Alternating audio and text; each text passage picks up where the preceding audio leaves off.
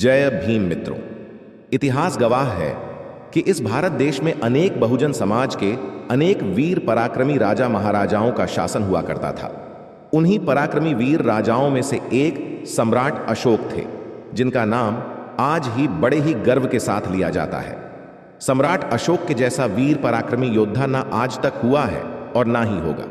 आज उनकी जयंती पर उनको याद करते हैं।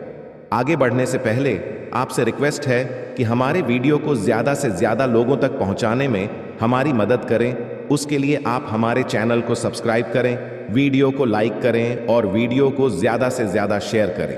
तो आगे बढ़ते हैं। चक्रवर्ती अशोक सम्राट के पिता बिंदुसार तथा माता रानी धर्मा के पुत्र थे। सम्राट अशोक की माता एक साधारण परिवार से थी।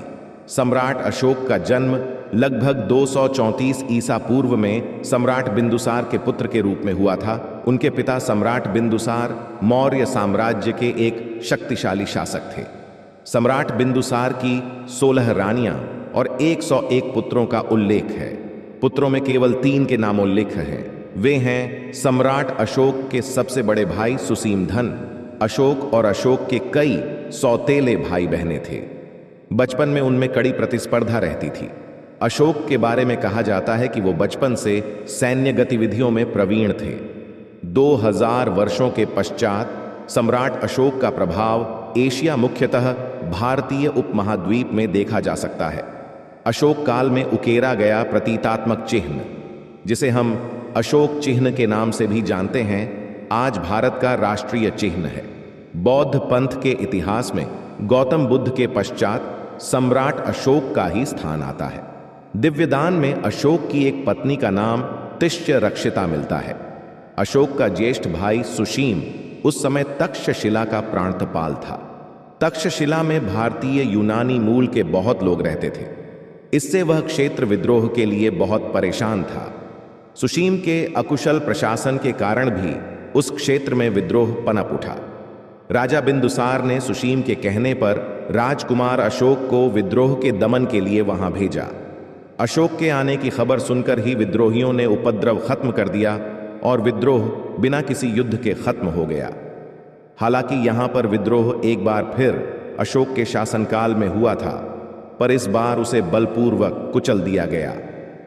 अशोक की इस प्रसिद्धि से उसके भाई सुशीम को सिंहासन न मिलने का संकट बढ़ गया। उसने सम्राट बिंदुसार को कहकर अशोक को निर्वास में डाल दिया। अशोक कलिंग चले गए। इसी बीच उज्जैन में विद्रोह हो गया। अशोक को सम्राट बिंदुसार ने निर्वासन से बुलाकर विद्रोह को दबाने के लिए भेज दिया। हालांकि उसके सेनापतियों ने विद्रोह को दबा दिया, पर उसकी पहचान गुप्त ही रखी गई, क्योंकि मौर्यों द्वारा फैलाए गए गुप्तचर जाल से उसके बारे में पता चलने के बाद उसके भाई सुशीम द्वारा उसे मरवाए जाने का भय था।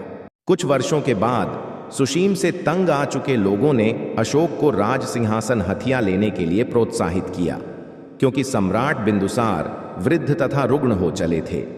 जब वह आश्रम में थे तब उनको समाचार मिला कि उनकी मां को उनके सौतेले भाइयों ने मार डाला। तब उन्होंने राजभवन में जाकर अपने सारे सौतेले भाइयों की हत्या कर दी और सम्राट बने। सत्ता संभालते ही अशोक ने पूर्व तथा पश्चिम दोनों दिशा में अपना साम्राज्य फैलाना प्रारंभ किया। उसने आधुनिक असम से ईरान की सीमा तक साम्राज्य केवल 8 वर्षों में विस्तृत कर लिया। चक्रवर्ती सम्राट अशोक ने अपने राज्याभिषेक के 8वें वर्ष 261 ईस्वी 45 में कलिंग पर आक्रमण किया था। 13वें शिलालेख के अनुसार कलिंग युद्ध में 1,50,000 व्यक्ति बंदी बनाकर निर्वासित कर दिए गए। 1 लाख लोगों की हत्या कर दी गई। 1.5 लाख लोग घायल हुए। सम्राट अशोक ने भारी नरसंहार को अपनी आंखों से देखा। उपगुप्त बौद्ध भिक्षुक से उपाय पूछा। इससे द्रवित होकर सम्राट अशोक ने शांति, सामाजिक प्रगति तथा धार्मिक प्रचार किया। कलिंग युद्ध ने सम्राट अशोक के हृदय में महान परिवर्तन कर दिया। उनका हृदय मानवता के प्रति दया और करुणा से उद्वेलित हो गया। उन्होंने युद्ध क्रियाओं को सदा के लिए बंद कर देने की प्रतिज्ञा की। यहां से आध्यात्मिक और धम्म विजय का युग आरंभ हुआ। उन्होंने महान बौद्ध धर्म को अपना धर्म स्वीकार किया। बौद्ध धर्म स्वीकारने के बाद उन्होंने उसे अपने जीवन में उतारने का प्रयास भी किया। उन्होंने शिकार तथा पशु हत्या करना छोड़ दिया। उन्होंने सभी संप्रदायों के सन्यासियों को खुलकर दान देना भी आरंभ किया और जन कल्याण के लिए उन्होंने चिकित्सालय, पाठशाला तथा सड़कों आदि का निर्माण करवाया। उन्होंने बौद्ध धर्म के प्रचार के लिए धर्म प्रचारकों को नेपाल, श्रीलंका, अफगानिस्तान, सीरिया, मिस्र तथा यूनान भी भेजा।